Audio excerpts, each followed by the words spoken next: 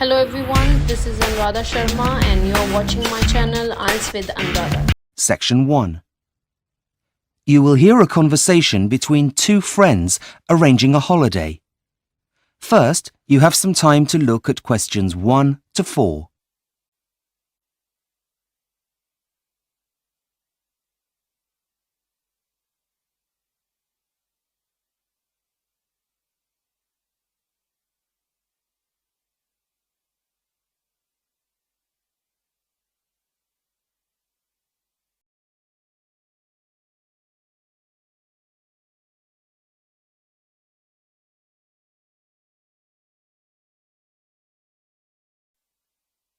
You will see that there is an example that has been done for you. On this occasion only, the conversation relating to this will be played first. Hi, Mike. It's Julie. Listen, I know you're really busy, but we need to book our travel insurance. We're leaving in a couple of days after all. Yeah, sure. I'm on my lunch break, so go ahead. The answer is on his lunch break, so A has been chosen. Now we shall begin. You should answer the questions as you listen because you will not hear the recording a second time. Listen carefully and answer questions 1 to 4. Hi, Mike. It's Julie. Listen, I know you're really busy, but we need to book our travel insurance. We're leaving in a couple of days after all. Yeah, sure. I'm on my lunch break, so go ahead. Okay. Well, my first question is what type of insurance do we need? I wasn't sure which to choose. Do we want the bronze, silver, gold, or platinum type of policy? What's the difference? Well, the first only covers medical expenses. The second covers medical and our baggage. And the gold, all of that, plus cancellation, and the platinum covers everything, including legal expenses. Okay, well, if we're travelling in 2 days' time, we don't really need the cancellation policy, do we? What do you think? Well, personally, the only thing that's really necessary is the medical cover. Yeah, but would you think that if you had everything stolen? Yeah, maybe you're right. Let's get the gold. Sorry, don't you mean the silver? I thought we agreed that we don't need the cancellation cover. Oh, yeah, you're right. Silver it is. So, how much is that going to cost us? Well, there are two of us, so let's see. It's £25 for single cover and £40 for a group of up to 3 people. But there are only 2 of us. I know, but it's still cheaper than doing 2 individual policies. That would cost £50. Okay, group cover it is. Right. Now, how are we going to pay? If we pay by debit card, there'll be a 5% discount, but I only have a credit card, and there's a 2.5% charge for that. They don't have an office in central London, so we can't pay by cash. Oh, really? What a pain. Okay, well, I'll just have to use my credit card then. Oh, great, that's sorted then. What else is there? Well, you know that new expensive camera you bought and you were hoping to take some great pictures with? Yes? Well, the policy only covers equipment up to the value of £200, and didn't you say it cost £1,000? No, I bought it for $1,000. Yeah, but that's still more than £200, isn't it? Well, at the time that was around £500, but it's worth less than that now. Maybe only £300? So to cover it, you'd need to pay extra.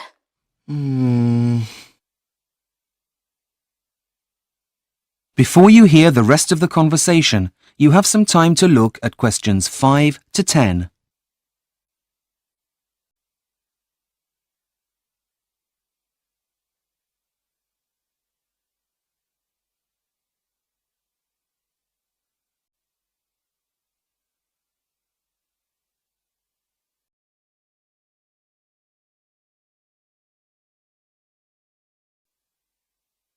Now listen and answer questions 5 to 10. I just need to check your personal details to complete this online form, and then we'll be sorted. OK, what do you need to know? Firstly, I need to make sure I've got your full name. It's Mike Wood, right? Yep. Right. Next, I need your address. It's 17 Hanley Gardens. Hanley spelt Hanley. Just writing that down. 17 Hanley Street. No, Gardens. Oops, my mistake. OK, what's your date of birth? That's 230770. Right. So now I need an emergency contact number. It's your mobile, right? Yes, it's 0793 245 098. Was that 089? No, 098. Anything else? Well, they need the main policyholder. Who would that be? I think that would be you, since you're paying for it with your card. Of course. So I just type in Julie Bennett. Hang on, just typing BENNETT.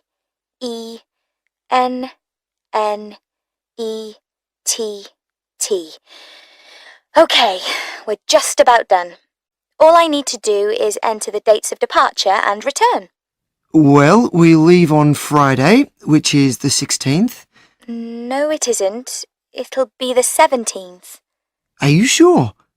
Let me check my calendar. Oh, yes, the 17th. Right. So Friday the 17th of July and returning on Friday the 31st. Hang on. If we fly out on Friday the 31st in the evening, it'll be the morning of Saturday the 1st by the time we get back, with the time difference. We don't want our policy to run out before we land now, do we? No, we don't. OK, so return date is Saturday the 1st of August. OK, my goodness, that certainly took longer than I expected it to. I hope our trip is worth it. Trust me, Julie, you'll love it there, especially as you'll have your own personal guide. Yes, OK. See you in a couple of days then. Bye. See ya. That is the end of section 1. You now have half a minute to check your answers.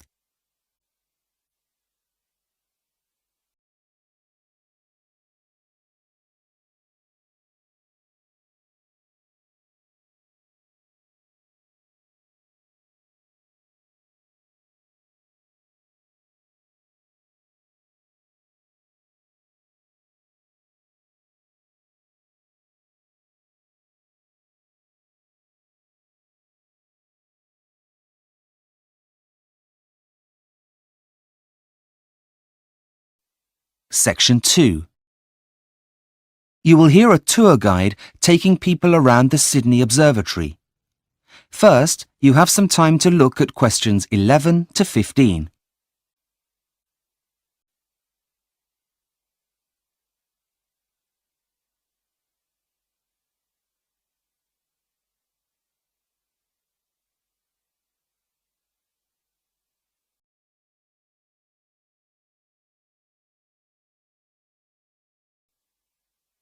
Now listen and answer questions 11 to 15. Could I have your attention, please? Gather round, gather round. My name is Patricia, and I'll be your guide around the Sydney Observatory. Now, as you all will know, man has been interested in the night sky for a very long time. Indeed, before the invention of the compass, it was used by sailors to navigate their way across the world's oceans. A kind of star map, you could say. Now, the site of the museum on Observatory Hill has its own interesting story. Before the colonisers arrived, it belonged to the Cadigal people, who may have even viewed the arrival of the new visitors from here, as this is the highest natural point in Sydney Harbour. The early Europeans then built a windmill on the site, though it didn't last for long due to its exposed position. A little while after that, the land was used to build a fort, which was to finally become the observatory that you see before you today. Now, let's take a look inside. To the left of the main entrance is the cloakroom, where you can leave your coats and bags. But please make sure you don't leave any mobiles or valuables, as staff cannot be held responsible. The museum is open during the day until 5 p.m, so please collect belongings no later than 5:15, and please vacate the building by 5:30. No new admissions will be allowed after 4:30 p.m. After you've left your personal items, you'll need to buy your tickets from the ticket desk immediately behind you, before continuing on the rest of the tour. The normal price is $8 for an adult and $6 for a child, though groups of up to 4 people can save money by buying a family ticket. This must contain at least 1 adult and 1 child, but no more than 2 children per adult. I'll wait for you on the other side of the ticket barrier by the coffee shop while you all get your ticket. Before you hear the rest of the tour, you have some time to look at questions 16 to 20.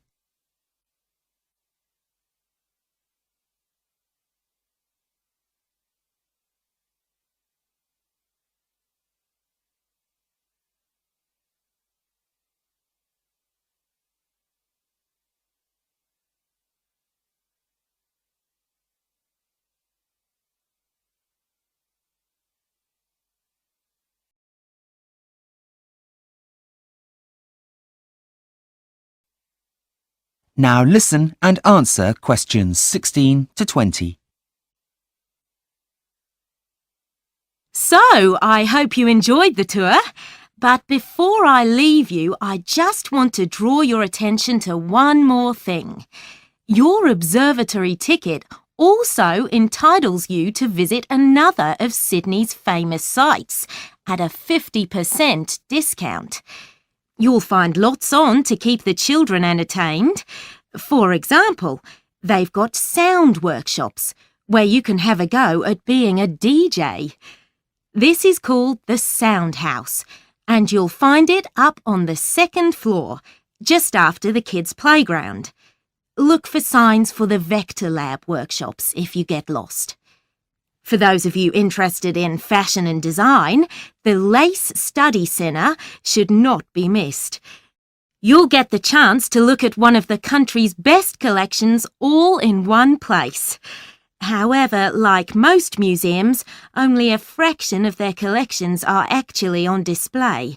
But in the museum's unique Discovery Centre, you can take the opportunity to go behind the scenes and see parts of the collection that are not on display. All of these attractions can be found under one roof at Sydney's famous Powerhouse Museum. I do hope you are able to go and enjoy the experience. You won't be disappointed. That is the end of section 2. You now have half a minute to check your answers.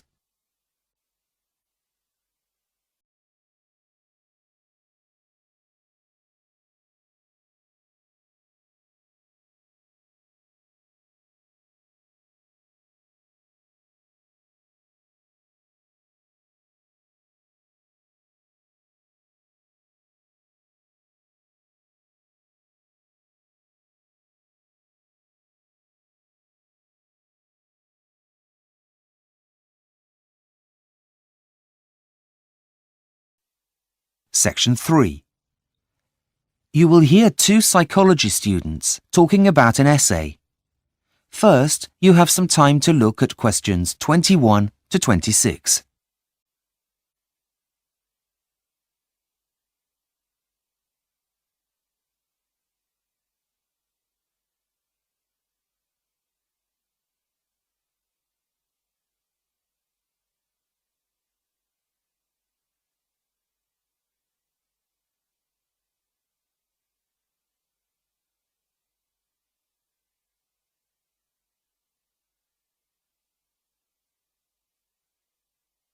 Now listen carefully and answer questions 21 to 26. Hey, Simon. You look down. How are you getting on with your essay for Professor Jones? Not very well, I'm afraid. I can't seem to get my head around it. I mean, it's such a wide topic that I really haven't got a clue where to start. Oh, poor you. I'm actually free now, so I can give you a hand if you like. You have until the end of this week, don't you? Yeah, I have to hand the essay in on Friday afternoon, but the professor wants to see my proposal on Wednesday morning. Today's Tuesday, so that's tomorrow. You had better get a move on. Let's have a look. Thanks. I'm just trying to brainstorm some ideas, but I haven't got very far. Let me see. Well, firstly, I think that writing your ideas in a list like that really isn't going to help. Remember how we were taught to do spidergrams at the beginning of the year? Diagrams? No, not diagrams. Spidergrams. It's supposed to mimic the way our brains process information rather than simply expecting them to come out in some kind of logical order. They're also sometimes called spider graphs because of how they look, like a spider. Okay, I'll start over again. Right. Now, our essay is on people's motivation for participating in extreme sports. There are two sides to this, really. The external and internal influences. Right, so let's look at the external influences first of all. So, what kind of things make people want to do extreme sports? Well, the first thing that comes to mind is the amount of media attention on the topic. There are always stories about people taking part in the latest craze. Exactly. Now, let's think about this more carefully. Why does so much appear in the media? I don't know. I've never really thought about it. Well, according to the published materials out there, it's a reflection of modern culture. Of course. Yes, you're right. Now, what about the factors that come from within the person? I suppose the most obvious thing to say is the adrenaline rush. Right. But what else? People would want to test their limits, which is a psychological need that all humans have. And there's one more thing that we haven't added yet. What's that? What all animals do naturally. Compete, of course. Right. It's the element of competition that drives all things to be the best. Now, why didn't I think of that before? Before you hear the rest of the conversation, you have some time to look at questions 27 to 30.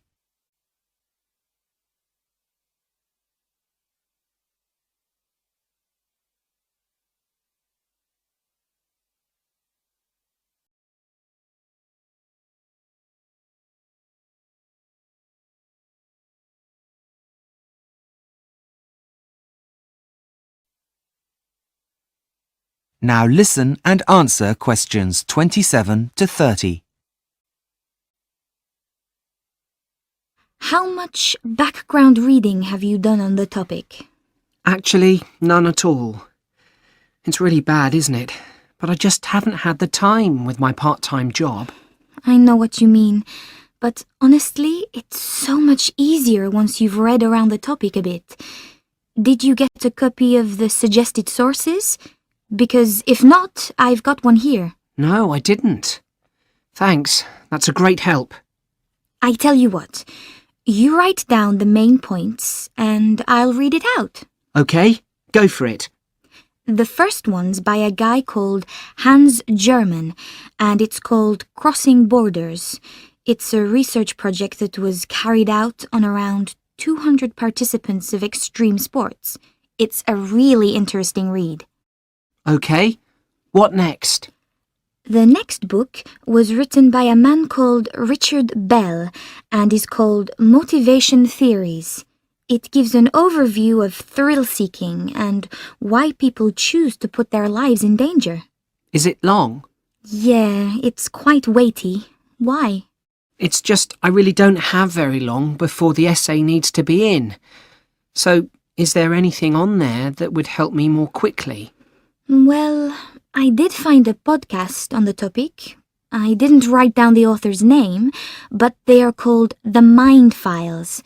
And it's also about the theories and principles, but obviously doesn't go into as much detail as in a book. That's absolutely fantastic, Therese. How can I ever repay you? Oh, I don't know. A coffee, maybe? Of course, my treat. That is the end of section 3. You now have half a minute to check your answers.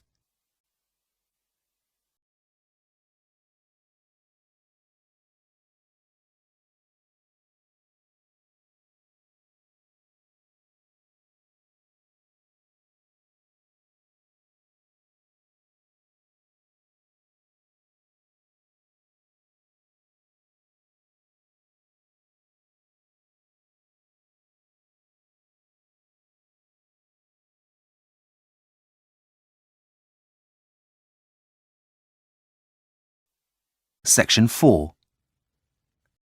You will hear part of a lecture about conserving natural resources. First, you have some time to look at questions 31 to 40.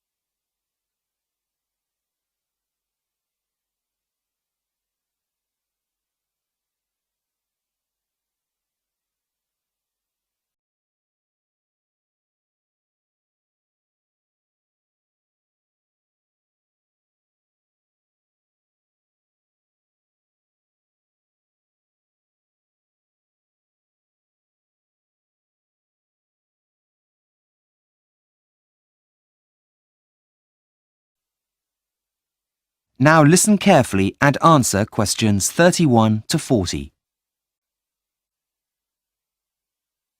Shall we start? Right, now, where did we get to last week?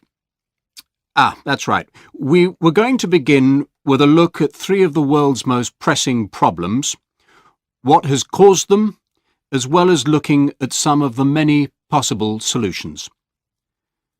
Top of the list is air, water and soil pollution.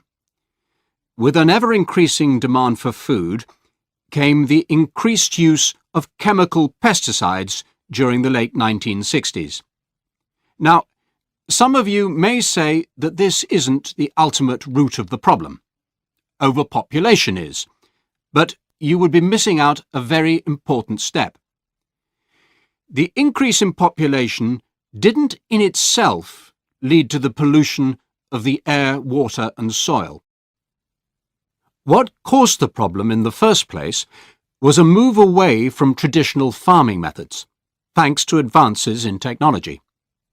Ironically, the answer comes from past farming practices. Well, thankfully, the revolution has already begun.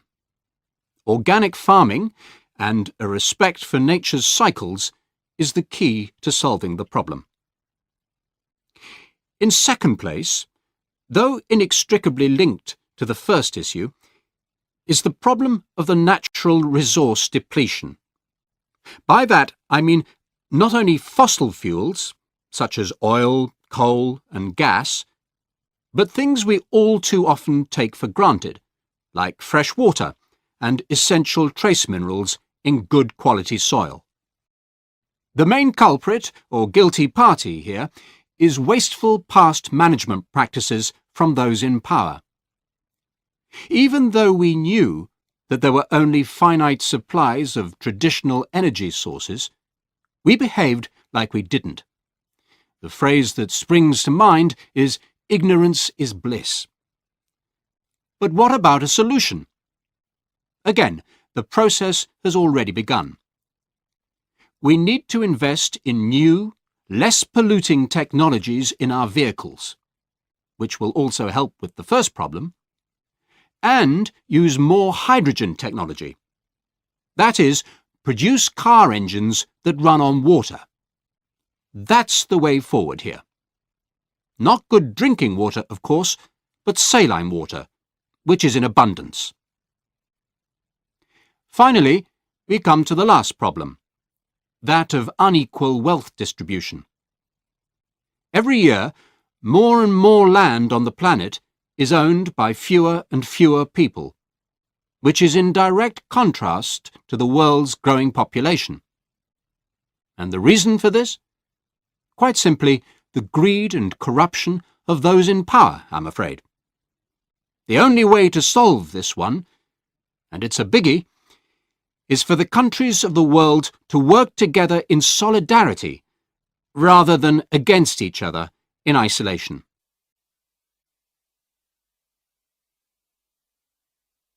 Now, although the solutions I have presented are viable, it doesn't mean that they're without their own potential problems. Firstly, making these kinds of changes is going to be expensive in the short term as we invest in the research and development of new technologies. Secondly, there's also the issue of popularity. It's the politicians of the world who need to make these changes. But they also need to keep their voters happy, and may be reluctant to bring in new practices that may prove unpopular among voters at election time. But the biggest and most important challenge is making the world's monetary system fairer, by making things more equal and balanced for all. This includes adopting ecological practices that benefit all, not just a company's profit sheet. We need to begin an age of corporate social responsibility. Only then can we truly move forward. That is the end of section 4. You now have half a minute to check your answers.